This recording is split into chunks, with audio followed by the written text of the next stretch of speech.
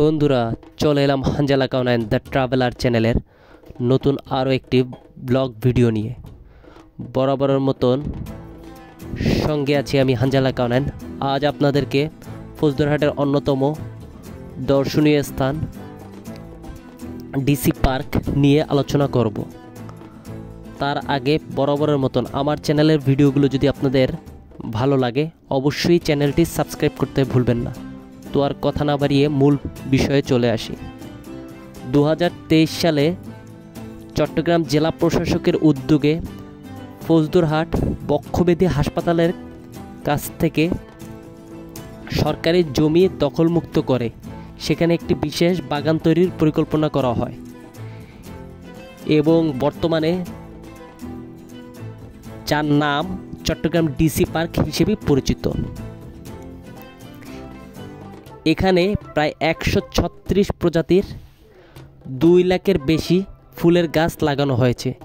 প্রতি বছর শীতকালে শত প্রজাতির লক্ষাধিক ফুলের মেলা বসে এই পার্কে। তখন উদযাপন করা হয় ফুল উৎসবের।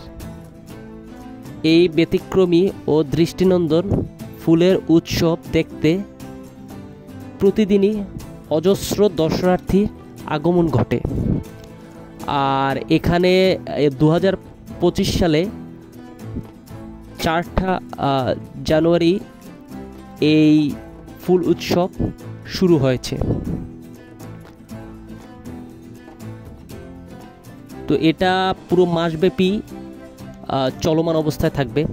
এখানে প্রায় 136 প্রজাতির 2 লক্ষাধিক বাহারি ফুলের সমারোহ, ঘুড়ি উৎসব, পিঠা উৎসব, নৌকা প্রদর্শনী, চিত্র প্রদর্শনী ও মিউজিক ফেস্ট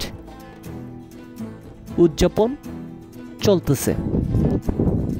এখানে আসলে আপনার সাধারণত ডালিয়া, চন্দ্রমল্লিকা, ম্যাগনোলিয়া, শিউলি, হাসনাহেনা, অপরাজিতা, চেরি, জারবেরা, উইলো, উইস্টেরিয়া এবং আরও বিভিন্ন প্রজাতির ফুল, পাশাপাশি আপনারা গন্ধরাজ, কাঠমল্লিক, বাসন্তী, lilium, zinnia, Inca, marigold, dahlia, কামিনী, বেলি, দোলনচাপা আরও বিভিন্ন প্রজাতির ফুল দেখতে পারবেন।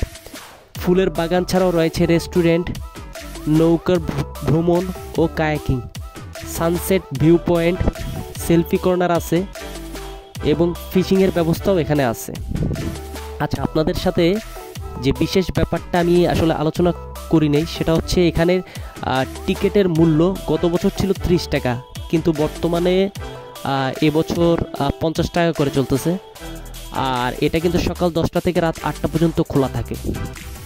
তো আমরা যখন এই প্রান্তে চলে এসেছিলাম, এই প্রান্তে আপনারা খুব সুন্দরভাবে লেকের পুরো ভিউটা এই স্থানটা থেকে আপনারা উপভোগ করতে পারবেন। এবং এখানে আপনারা দেখতেছেন যে অনেকগুলো বোট এখানে চলতেছে। আচ্ছা, আমরা বলতে বলতে ভূতের বাড়ি সামনে চলে এসেছি। এখানে একজন জোকারের সাথে আমাদের আসলে দেখা হয়েছিল, যিনি খুব মজার মানুষ।